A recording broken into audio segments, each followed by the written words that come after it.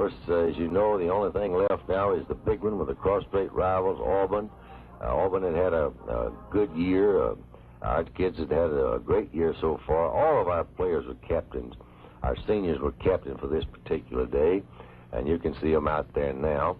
We were worried to death about Auburn because they had, we thought, more speed than it had in the past. They had beaten Florida the week before comfortably, and this was a real big one. However, to be honest about it, after the Tech game, I thought if it was good enough to beat Tech, that we boys would take Auburn, and of course that they did. There's a fake handoff, actually a reverse on the opening kickoff that Tommy Brooker kicked down there, and I think Tommy himself made the tackle.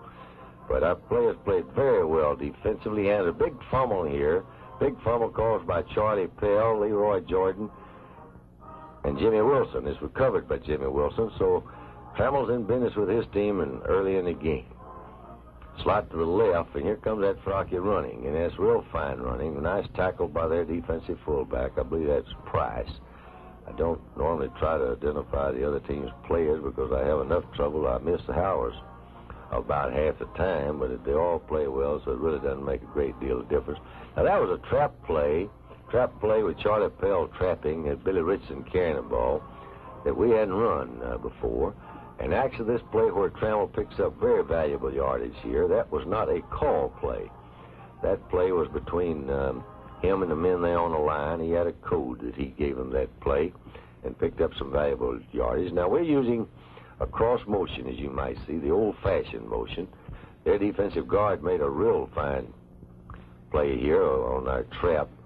But we were trying to put them in one defensive formation and then force them into another one. You see Billy Richardson coming in motion there now.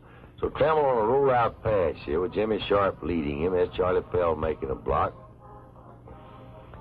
Plenty of time, and hits Billy Richardson out here in the flat. And Billy jerks loose and gets a yard or two, puts them down close. Auburn gained some ground, too, this day. They had good offense. That Bobby Hunt almost gave me heart failure a dozen times. Fine blocking there. Wonderful blocking by Butch Wilson.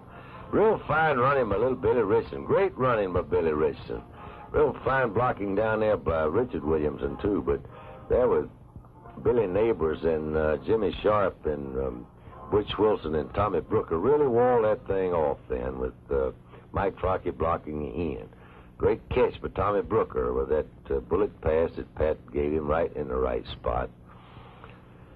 Here comes Mike running with the ball again. Mike Frocky running the inside play. There's Mike Cotton Clark making a block. And real fine running on the part of Mike Frocky. Cotton Clark is from Kansas. Cotton Clark going in motion this time. We're making a strong side, putting him in motion back the other way. Coach Pat James was responsible for this game. Coach Stallings for the Georgia Tech game, one we played a minute ago. Great catch there.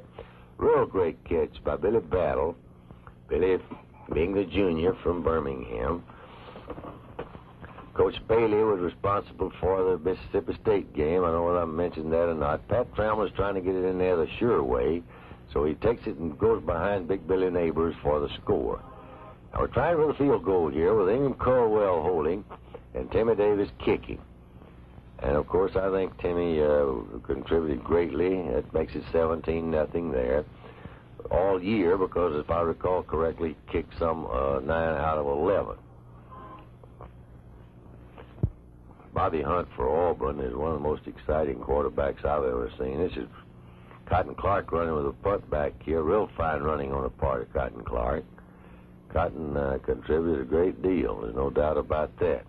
He's one of those players that played better than we expected him to this year. And I mean that as a compliment, of course. Pat Trammell back to pass this time. He's rushed a little bit, but he still picks out Red Wilkins, and Red hugs her in for a first down. Red makes a great catch or two during the season. I think he makes a great catch later on in this particular game. It's Trammell back to pass off a double slot formation this time. And with them all over him, I'd say he would rush pretty well that time with a great catch on the part of Red Wilkins from Bayonet. Red was a senior. He'll be playing pro ball next year, and I wouldn't be a bit surprised if they have patience with him that he wouldn't be the best pro prospect that we had. Here comes a rollout pass. Bob Petty's making the block there for Trammell, and Trammell, real fine pass, a real fine catch to Richard Williamson cutting across. Actually, that was just before the half, and it was a big play. Pett had gotten the clock stopped by throwing an out-of-bounds pass, and that was a real big one. And he's throwing back here, as you can see again now, to Billy Battle, and that is very determined running, to say the least. I think that that man ever wanted to get over that goal line, Billy Battle did. Real fine running on the part of Billy. He had been injured a couple of weeks before. He had that big big hamstring muscle pull, and I was real worried about him being able to be at his top speed. Another great play here was part of Pat Trammell. The camera missed part of it, but there it is, a great play. They were all over him, and he got rid of the ball out to Billy Richardson, and Billy took it in for the score with a couple of blockers down there, Jimmy Wilson, Charlie Pell, just waiting for him. Great play on the part of Pat Trammell there.